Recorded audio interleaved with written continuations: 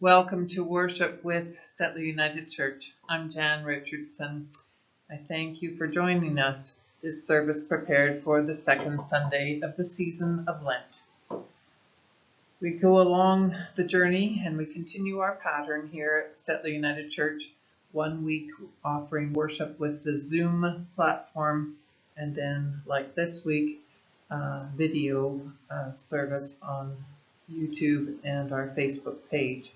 We are moving toward offering live stream, and we do have the camera, and we're hoping that it qualifies for the Alberta government reimbursement plan, as we have many things that have changed to respond to living with COVID and still connecting folks with our church groups and worship. So our application is in, but in order to go to live stream, we will also need a couple people to join Michelle and I on the learning curve of what that means to operate the camera and the computer in that format. So if it's something that you feel you have an interest in or skills for, please let us know of that interest, and we will work as we move together in that direction.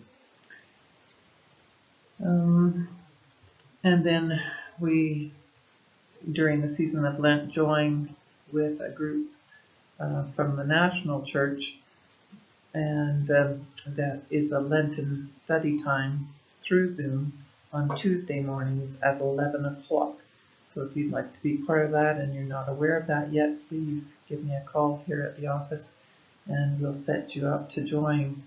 And you can either come and sit safe distance from me here at the church as we work on the big screen TV, or you can do it from the comfort of your home to join that way. Let's move now to center ourselves in worship by candlelighting.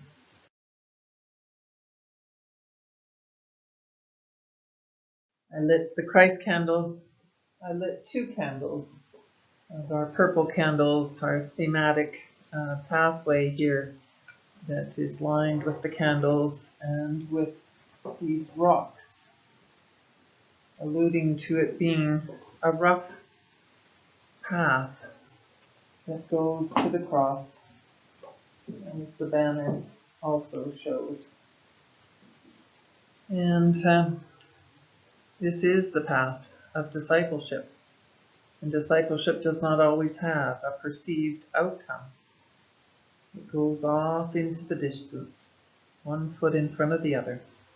We must faithfully step out, not always knowing what is to come or where we will end up. We go into worship today to deepen our discipleship.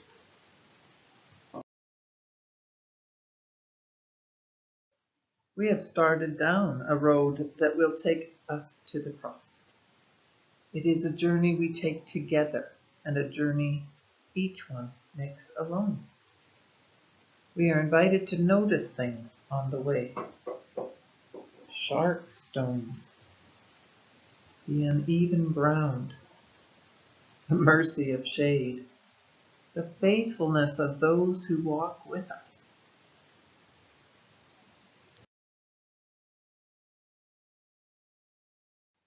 We travel light, we carry little with us, but that which is on our hearts.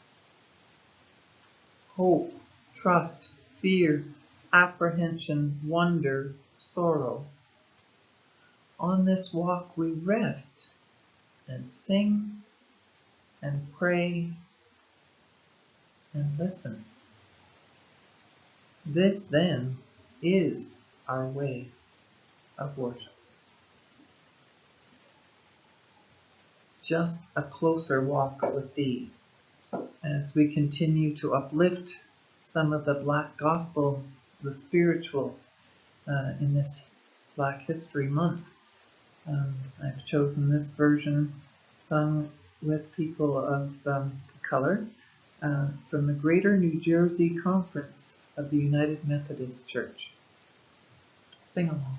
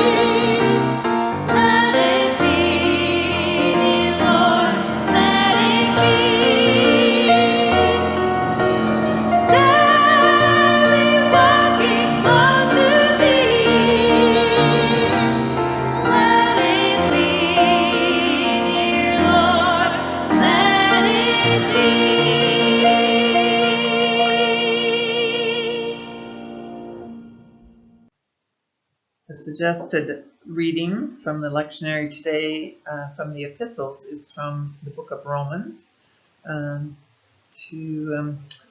and then that inspired this prayer reflection written by Jan L. Richardson, the Jan L. Richardson who serves with churches in the United States of America and is an author and an artist, and I appreciate the opportunity to reflect on her words, and I've put to punctuate this season that lives into hope. The picture I took on Monday, February the 22nd, already the nibs, the little gray beginnings of Pussy Willows. Hope nonetheless. Hope despite. Hope regardless. Hope still. Hope where we had ceased to hope. Hope amid what threatens hope. Hope with those who feed our hope. Hope beyond what we had hoped.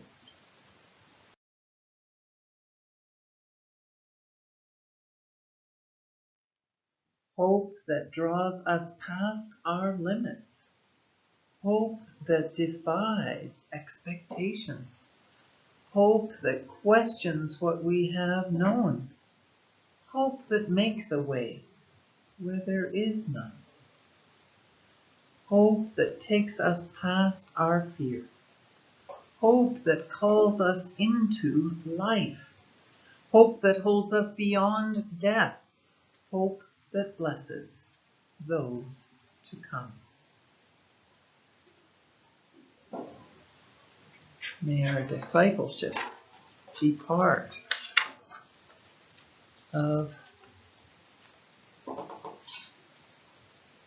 forward way for ourselves, for our companions, and for those yet to come.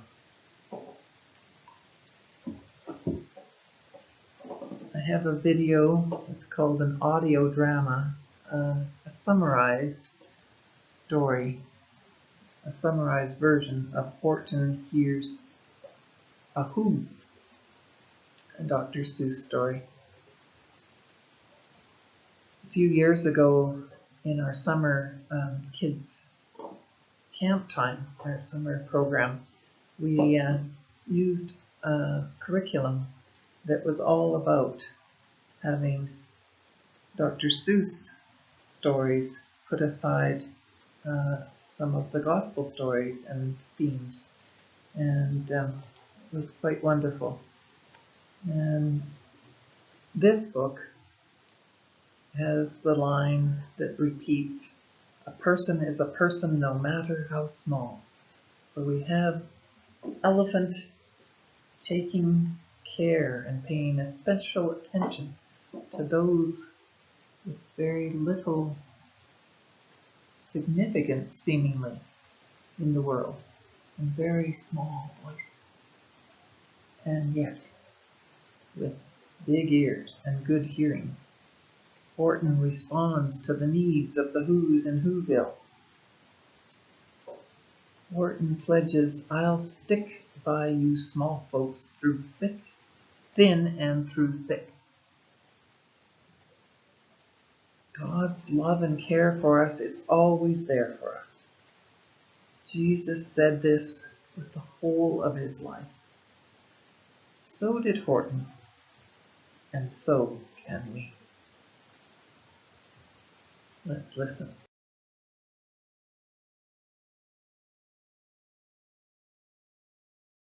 Horton Hears a Who. On the 15th of May, in the heat of the day, splashing, enjoying the jungle's great joys, Horton the elephant heard a small noise. He looked toward the sound. There's no one around. I heard a faint yelp, like someone calling for help. "I'll help you," said Horton. "But who are you? Where?" He looked and he looked. He could see nothing there, but a small speck of dust blowing through the air. I've never heard tell of a small speck of dust able to yell. Why, I think that there must be something on top of that small speck of dust. A creature of very small size, too small to be seen by an elephant's eyes. I'll just have to save him, because after all, a person's a person no matter how small." Using the greatest of care, stretching his trunk through the air, he lifted the dust speck and carried it over, placing it down safe on a very soft clover. "Humph!" humphed a voice. 'Twas a sour kangaroo, and the young kangaroo in her pouch said, "Ha! Too." "A person on that? Why, there never has been." "Believe me," said Horton, "I tell you sincerely, I heard him quite clearly. I know there's a person down there. What's more, quite likely there may even be four. Maybe a family for all that I know, with tiny children starting to grow. Please, as a big favor to me, don't disturb them, just let them be." "I think you're a fool," laughed the sour kangaroo, and the young kangaroo agreed, saying, "Me too." They plunged into the pool with great splashing, and Horton the elephant came dashing. I can't let these small persons be drowned. He said with a frown. I've got to protect them. I'm bigger than they. So he plucked up the clover and hustled away. Then Horton stopped walking. The speck started talking. He could barely hear it. Then he put his ear near it. My friend, Came the voice. you're a very fine friend. You've helped all us folks on this dust speck no end. You've saved all our houses, our ceiling and floors. You've saved all our churches and grocery stores. You mean Horton gasped. you have buildings there too? Oh yes, Piped the voice. we most certainly do. I know. Called the voice. I'm too small to be seen, but I'm mayor of a town that is friendly and clean. Our buildings to you would seem terribly small, but to us who aren't big, they are wonderfully tall. My town is called Whoville, and I am a Who, and we Whos are thankful and grateful to you. And Horton called back to the mayor of the town. You're safe now, don't worry. I won't let you down.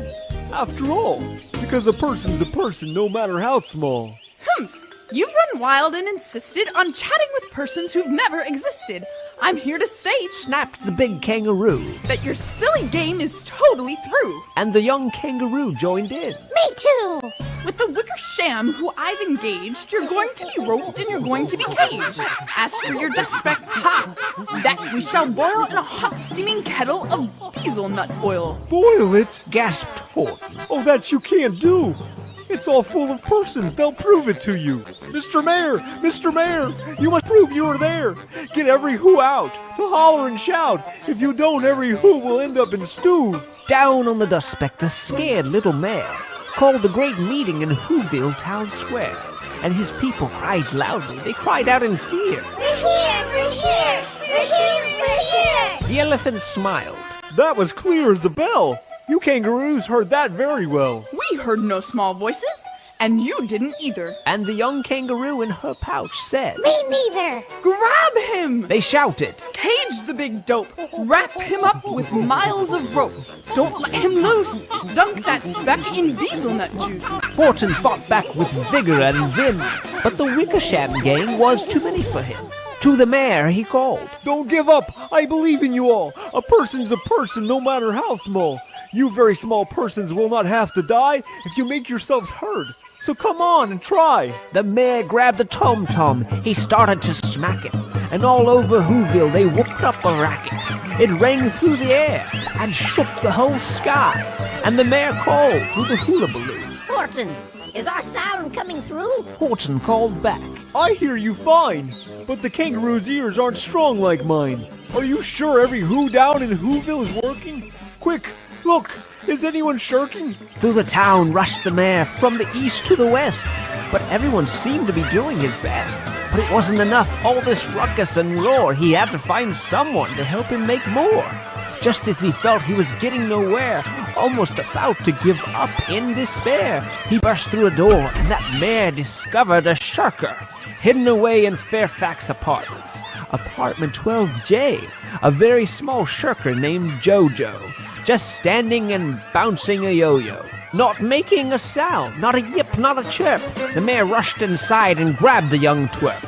He climbed with the lad up the Eiffelberg Tower. This Cried the mayor. is your town's darkest hour. The time for all whos who have blood that is red to come to the aid of their country. He said. We've got to make noise in greater amounts. So open your mouth, lad, for every voice counts. When they got to the top, the lad cleared his voice and he shouted out. And that yop, that one small extra yop put it over. From that speck on that clover, their voices were heard. They rang out clean. Horton smiled. Do you see what I mean?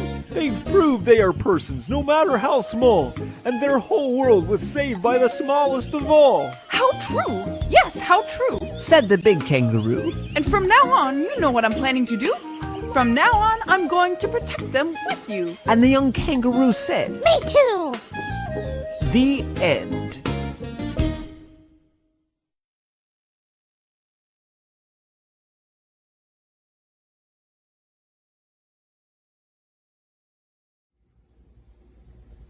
Then he began to teach them that the human one must undergo great suffering and be rejected by the elders and the chief priests and the scribes and be killed and on the third day rise again.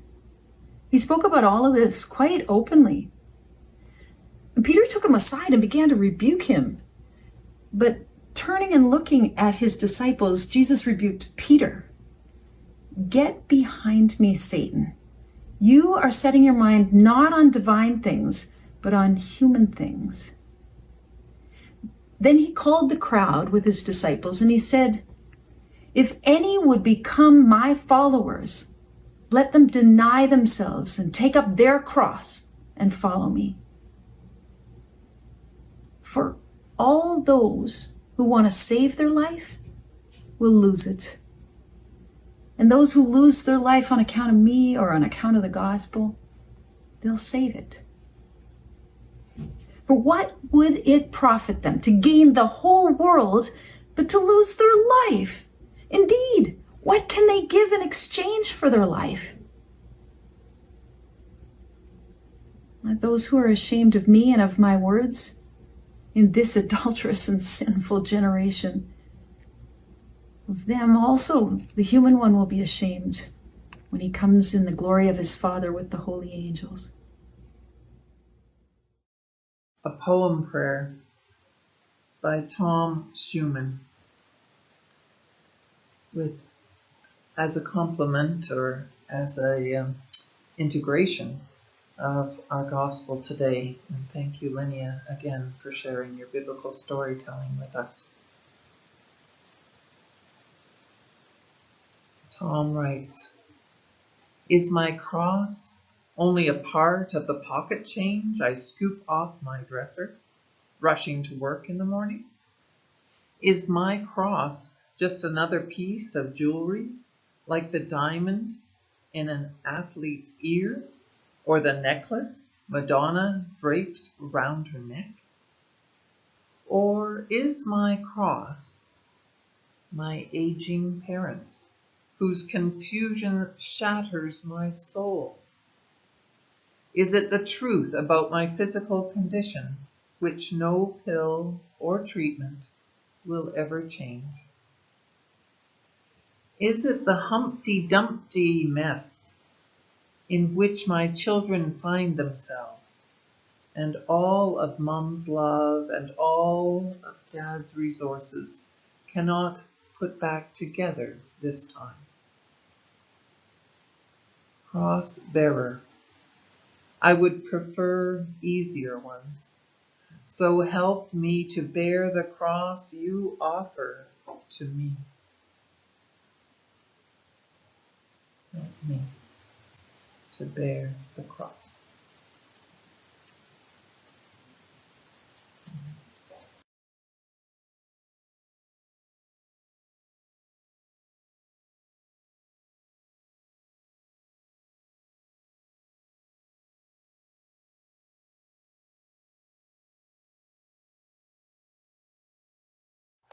Well, God bless Dr. Seuss for being part of offering us things that are funny while also being prophetic, stories that catch our attention. Horton being a wonderful story about strength, faith, courage, and justice, about cross-bearing, about doing what you think is right even when it's difficult, or you face ridicule from those who don't hold the same hopes or beliefs or vision as you do. And God bless addiction counselors, psychologists, doctors, psychiatric nurses, people social workers in agencies or in victim services who have taught me, us, there's an elephant in the room and we need to talk. Meaning we need to address our human tendency to avoid the obvious and do the hard work of teamwork, relationship building, communal healing. God bless Jesus for saying, "Get behind me, Satan," even to one of his closest friends and followers. Here he is naming there's an elephant in the room. Last week we had the gospel lesson where Jesus is in the wilderness and the tempter is trying to say, there's an easier way out. I'll just give you all the power, all the things. And Jesus says, no, we must exist for more than gaining power or control over others, especially if it's only in the moment, only to win in that moment. So the theme continues today as Peter is the tempter and tries to encourage Jesus to take the easier way out. Don't take on the hierarchy and all that means in the governmental situation of the day or in the religious authorities of the day. Jesus teaches us, and the season of Lent asks of us not to live in denial and not to focus on the busyness of choosing chocolate or coffee or just one little thing to deny ourselves of only for 40 days. No, the emphasis is then to be, if we are going to deny those temptations, it is to embrace, give ourselves over to the invitation to move and be moved by living a life of concern for others, a life of compassion for the suffering, such that we give ourselves away, invest ourselves in that which is worthwhile, worth the living. Hard as it is, the commitment toward justice, toward softening the hardest of hearts through the power of love. Discipleship needs us to keep our faith moving from a spectator sport to true participation, knowing we are in and on a mission together. And yet, it's hard. We're doing video services. It's hard to even get the body language that we are in this together. Even on Zoom, it's hard, or even on the phone, it's hard. It's hard, especially now, to say, there's an elephant in the room and we need to talk about it. But there are many things. Just in this week, once again, I could list a ton of things that are serious and necessary to talk about. COVID is an elephant. We talk about getting back to normal, yet we don't know what's meant by that.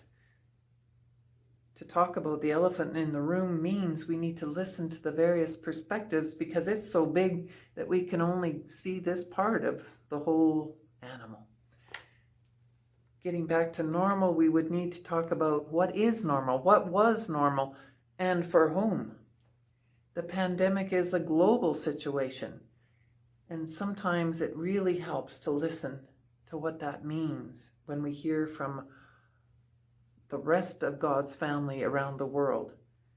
The option to safe distance, the option to have access to or a preparation plan for the distribution of vaccinations doesn't exist in some countries or some neighborhoods even.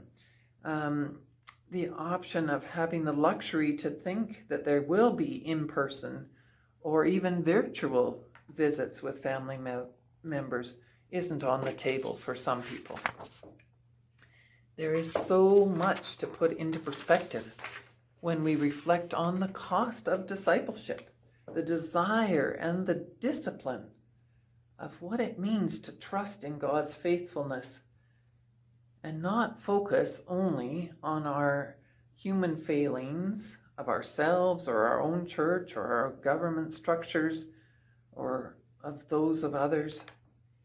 We do get overwhelmed and tired and anxious. That's real. And if on top of it, we're reminded that, yeah, this might very well be a death march, Jesus says. I might be moving toward my own demise as I try to make a difference and show how faith matters and love lives, how the Spirit is at work amongst us. Peter, y'all Peters, don't be afraid of thinking that I may fall by the wayside and you'll have to figure out how to carry on without me. Oh, please. So please, Pay attention and continue to learn what it means to move forward in faith. There will be tests. So on this Sunday, on every Sunday, I stop and think and realize that I am in awe and I am inspired by many whom I've met and heard from, who continue to show that they are in it for the long haul. And it boosts me up to think I'm just a little bit in there. And yet, if it makes a difference, okay. God is alive in who we are. The divine is at work. When we take on huge, elephant-sized issues that affect our church, ourselves, our lives, our communities.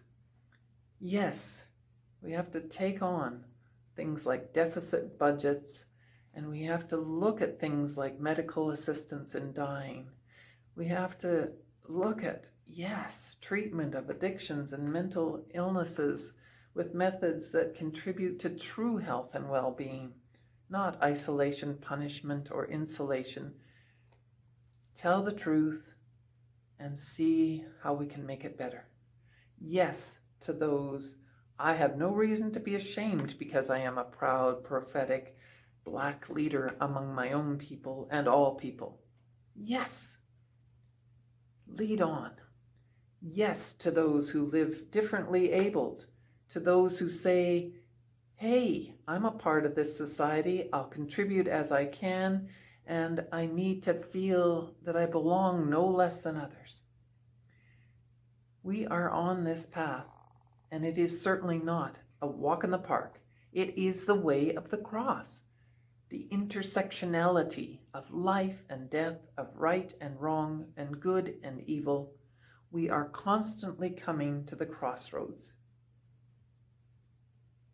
I went to Buffalo Lake on Friday afternoon when I had these sermon thoughts mulling around in my mind, and as I went north on 835, I then saw that there were 2 police vehicles at the 4-way stop by Anderson's farm. There were also 2 other vehicles, but it wasn't an accident scene, and I was kind of befuddled and nobody stopped me, and so I proceeded, and I learned later that it was a check stop, and that these 2 other vehicles, besides the police vehicles that were pulled aside on that narrow road, were because there'd been a check stop. And the investigation was regarding whether people's ability to be on the road was in any way impaired. And it turns out that these 2 vehicles on my return trip to Stettler had just been loaded on tow trucks and were being taken away. So those obviously were people that had been caught impaired. And so this all became an interesting conversation in my head. And it served to bring the gospel lesson into play in a deeper way. We come upon these crossroads, and a 4-way stop in particular means everyone is meant to stop and see how best to proceed. The call to discipleship is a serious one. We cannot be impaired and impeded, and we have to sift and sort all the time. Our whole selves are engaged. And it's not about jockeying for position or saving our own skin. It's about being alert and know what it means to stay the course and move along the narrow way, even if sometimes ourselves or others have to get out of the way, for the leaders to show us the way. This is what I hope we learn from our gospel lesson today. Every time we open ourselves to the needs of those around us, every time we actually take time to love someone who desperately needs God's love, every time we get out of ourselves a little and seek not what we want, but what God's world needs, that's when we get a little closer to what Jesus was talking about when he spoke of taking up your cross, following me. Horton says, Dr. Seuss asks, through Horton, are they all doing their best? Is there anyone shirking?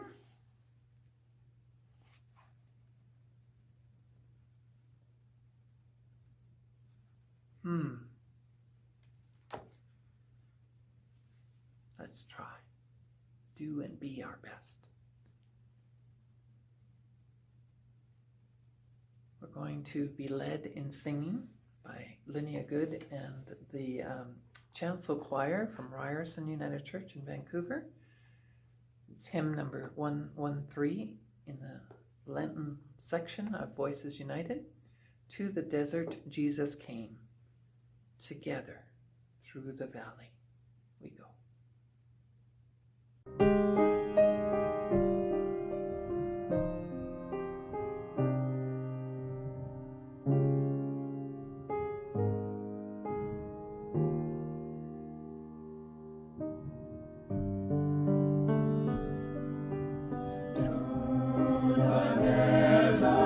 Jesus came to wrestle and to seek God's way. Sun and moon rose high above to watch him as he fast and prayed. Together through the valley, the tempter led him around.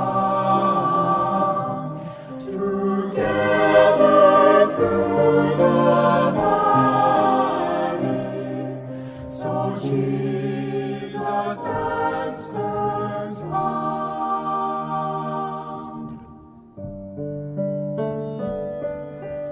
Like the Hebrews long ago, who ventured through the desert sand, did he find a rock of faith where streams of living waters ran? Together through the valley, so shall we make a way.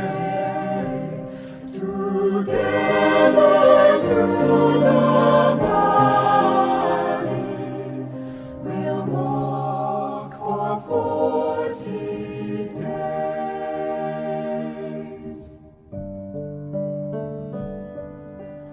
In the desert we may find the mystery of who we are. Following our faithful God, so very close and yet so far. Together through the valley, we'll gather our dreams in prayer. Together through the valley, and find God's presence there.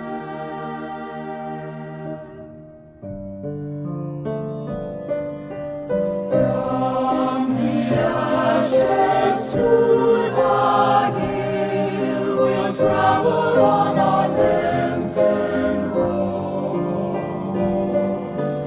Hand in hand we'll cross this sand and share each other's heavy load. Together through the valley, we'll watch the changing sky. Together through the valley, as east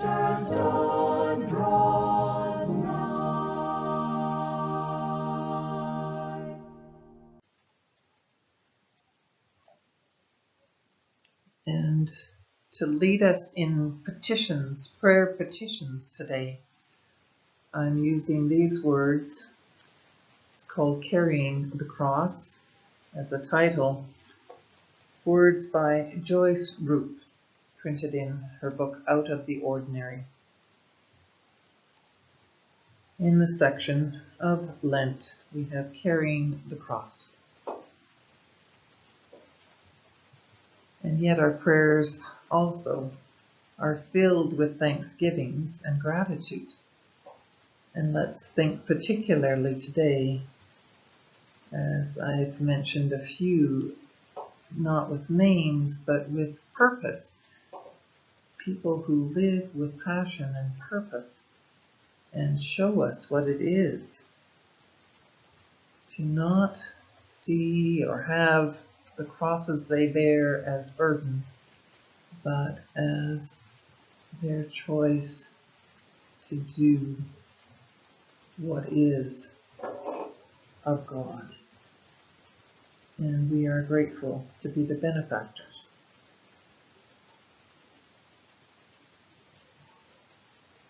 Let us yearn for the strength. In fact, her prayerful response she would have us use in each of these petitions is, God, grant us strength to carry our cross. So if you could just sort of think of that, God, grant us strength to carry our cross, as a rhythm undergirding each of these prayer petitions. God, grant us strength to carry our cross on those days when life seems too demanding with all its cares, burdens, and concerns. When we experience great loneliness deep inside, and the pain of separation fills our spirits. When we feel the pain of our world and unite in compassion with the earth's suffering peoples. With the earth's suffering, God, grant us strength to carry our cross. When we struggle with decision-making and the time comes to make good choices about our living. When we are with others in their physical pain, when we hold vigil with one who has terminal illness. When we are asked to go the extra mile, to be generous with our time and our presence, God, grant us strength to carry our cross. When we feel weary and worn out, when it seems like all of our energy has been drained away. When we are challenged to risk our security and to accept new growth in our relationship with you. When we experience the effects of aging or extended illness on our bodies, on our minds, on our souls. God, grant us strength to carry our cross. When we feel discouraged, desolate, and depressed and want to withdraw from others. When worries and concerns choke out peacefulness and leave us with anxieties and fear. When we harbor old wounds and are called to offer or to receive forgiveness. God, grant us strength to carry our cross.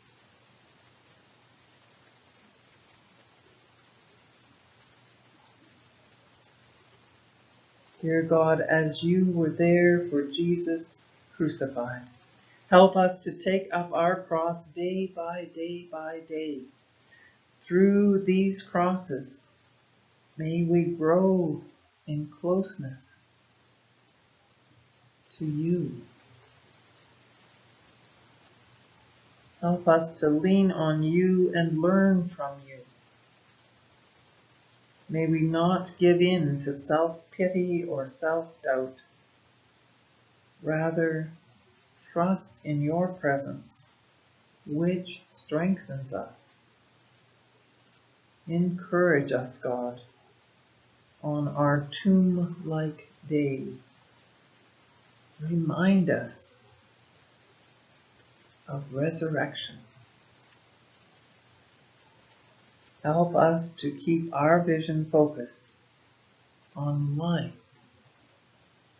and growth, goodness, and godliness.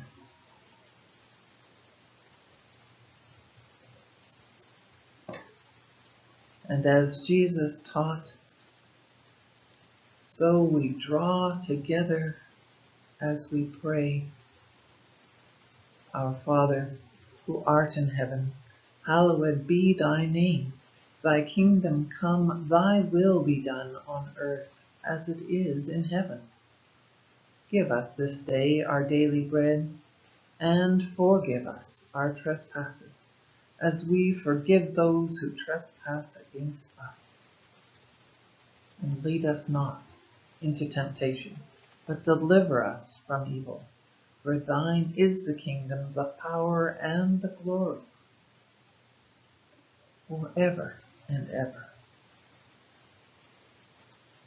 Amen.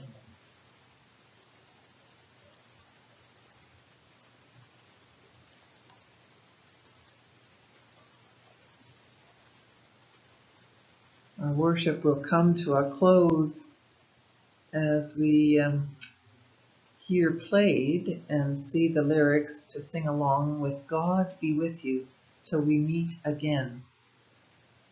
It's one of those songs that comes to us through technology, and yet it is wonderful to be reminded of the true connection. The players are the instrumentalists that we're going to hear from are Pete and the Repeats. They recorded this performance at the Nanton Baptist Church in September of 2018. Pete and the Repeats, a family group of instrumentalists from near Fort Macleod, Alberta, have been here in Stettler a couple times, and we appreciate this idea that indeed we have this ministry together. So we will end our worship today with God Be With You Till We Meet Again. A fitting sentiment in our virtual worship time. Be well, my friends. It sounds like it is going to be a week filled with sunshine and blue skies, and that is our hope for your inner lives as well as living in this part of the world.